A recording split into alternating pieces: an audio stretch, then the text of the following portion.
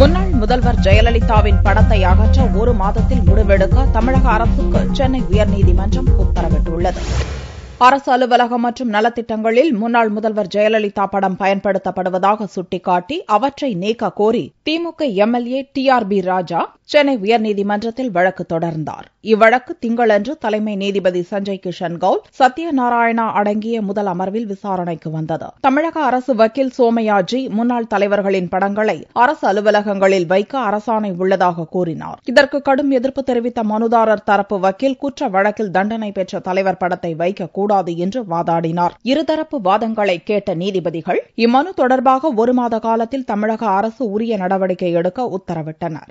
நீதிமன்றத்தால் குற்றவாளி என்று தீர்ப்பளிக்கப்பட்ட ஜெயலலிதா அவருடைய உருவப்படத்தை அரசு அலுவலகங்களிலோ அரசினுடைய திட்டங்களிலோ அந்த புகைப்படங்கள் இருக்கக்கூடாது என்றும், மாணவர்களுடைய நோட்டு புத்தகங்கள் அரசு திட்டங்களில் எந்த அரசு வழங்கக்கூடிய பொருட்கள் இலவச பொருட்களிலும் கூட ஜெயலலிதாவுடைய புகைப்படங்கள் இருக்கக்கூடாது என்று திராவிட முன்னேற்ற கழகத்தின் சார்பாக சட்டமன்ற உறுப்பினர் திரு டிஆர்பி ராஜா அவர்கள் இன்று நீதிமன்றத்தில் மனு தாக்கல் செய்யப்பட்டு மாண்புமிகு தலைமை நீதிபதி முன்பு விசாரணைக்கு வந்தது.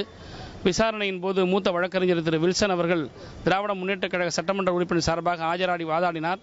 வாதங்களை கேட்டுக்கொண்ட தலைமை நீதிபதி அவர்கள் சட்டமன்ற உறுப்பினர் அளித்த மனுவின் மீது உரிய பதிலை ஒரு மாதத்திற்குள் எடுக்க வேண்டும் என்றும், இந்த படங்களெல்லாம் அரசு அலுவலகங்களிலும் அரசு நலத்திட்டங்களிலும் இருக்க வேண்டாமா என்கின்ற முடிவை அரசாங்கம் ஒரு மாதத்திற்குள் எடுக்க வேண்டும் என்று உத்தரவிட்டிருக்கிறார்கள். இது தொடர்பாக அரசு அதிகாரிகளிடம் மனு கொடுத்த போது எவ்வித நடவடிக்கையும் எடுக்காத நிலையில் மனுதாரர் நீதிமன்றத்தை நாடியதாக கூறப்படுகிறது.